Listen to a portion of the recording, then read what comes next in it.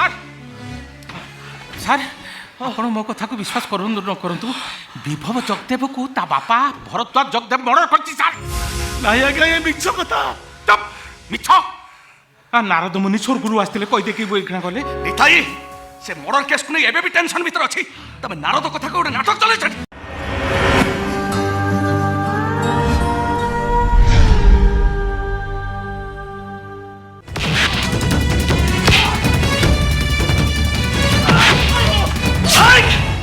से मर्डर पछ निश्चय किसी कारण रही। आउ से कारणटा कौन तू जानिछु। से कारणटा कौन न कहबा पर्यंत 24 घंटा परिवर्ते आउ 24 घंटा थाना भीतर रखिबी। पुलिस साहब मु तो बारंबार कहूची से मर्डर मु करछि बोली मते काई कर करछ भाई। ସାର୍ ସାର୍ ଆପଣ ମୋ କଥାକୁ ବିଶ୍ୱାସ କରନ୍ତୁ ନ କରନ୍ତୁ ବିଭବ ଜଗଦେବକୁ ତା ବାପା ଭରଦ୍ୱାଜ ଜଗଦେବ ମର୍ଡର କରିଛି ସାର୍। ନାଇଁ ଆଜ୍ଞା ଏ ମିଛ କଥା। ଚୁପ୍ ମିଛ।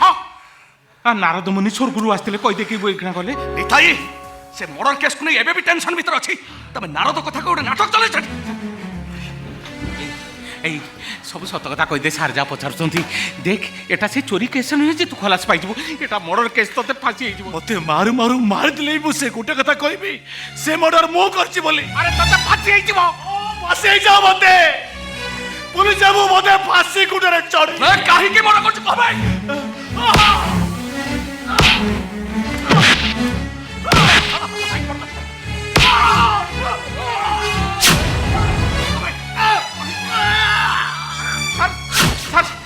প্লিজ প্লিজ স্যার তাকে ছাড়ি দিও স্যার। স্যার এই থানারে আপন কেতে অপরাধী কি টর্চর করছতি মু বি আপন সাগরে পিছিকিরি সেমানকু বাড়াইছি স্যার। ইয়ে ঈশ্বর মোর কেহি নুহে কিছু নুহে তা সহিত মোর কোন সম্পর্ক নাই তথাপি স্যার স্যার তাপরে মাড় হেলা বেলকু মতে কাহি ভারি কষ্ট হচ্ছে স্যার। প্লিজ স্যার তাকে মারନ୍ତୁନି। নাই নিতাই এইটা সত কথা ন কইবা পর্যন্ত পিটি পিটি এটাকু থানা ভিতরে মারি দেবি। আউ আউ কো সত কথা কই পুলিশ যাবো মু তো আপনাকে বারম্বার কହୁছি সে মর্ডর মু করেছি বলি। মু সেই বারম্বার পচাউছি কাহি কি মর্ডর করছ কবে কাহি মারছু দে।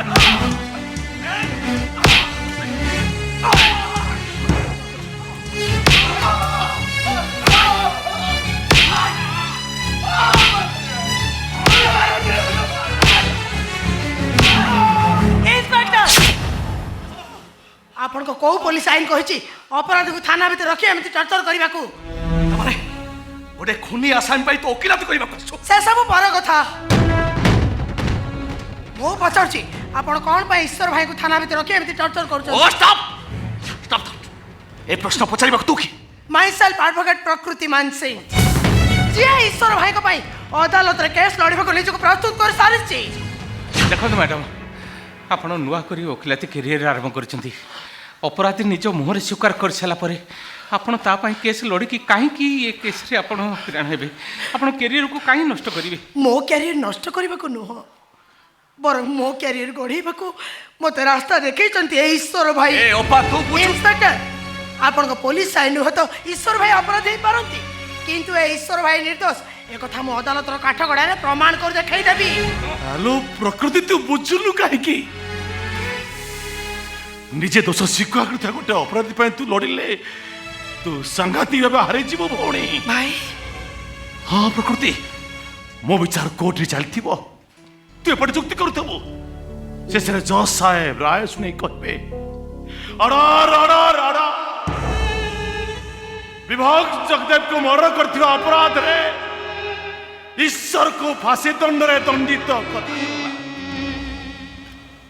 मु फांसी पाइबा दुख रे जते की भागी पड़िबेनी किंतु तू ए केस रे हारी गले मते बहुत कष्ट हो पड़े।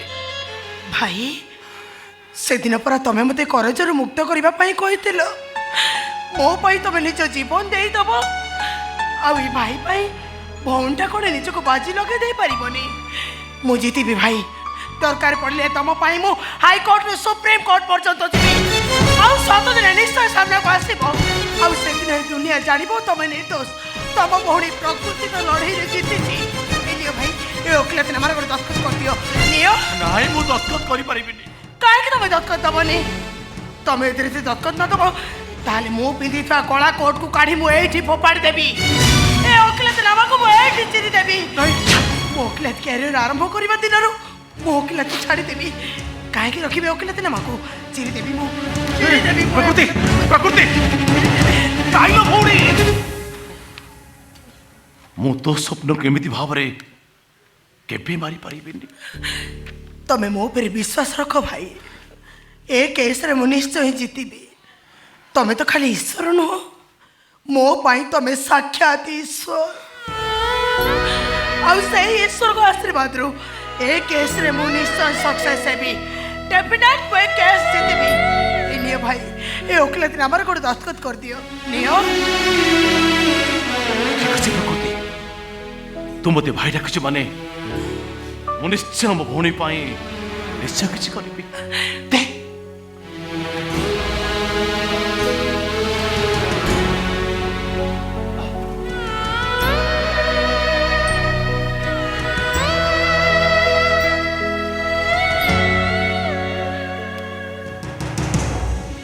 बट इन्स्पेक्टर, ମୁଁ ଜାଣେ ଆପଣ ଜଣେ ସଚ୍ଚୋଟ ପୋଲିସ ଅଫିସର, କିନ୍ତୁ ଗୋଟେ ଅପରାଧୀର ସ୍ୱୀକାରୋକ୍ତିକୁ ନେଇ ତାକୁ ଗୋଟେ ଅପରାଧୀ ସଜାଇ ଦେବା ପୂର୍ବରୁ ଏ ଘଟଣାର ଇନଭେଷ୍ଟିଂ ଅଫିସର ଭାବରେ ଏ ଘଟଣାର ସଠିକ ତଦନ୍ତ ହେବା ଦରକାର। এইটা ମୋର ଆପଣଙ୍କୁ ଅର୍ଡର ନୁହଁ, ଇଟ୍ସ ମାଇ ସଜେସନ୍।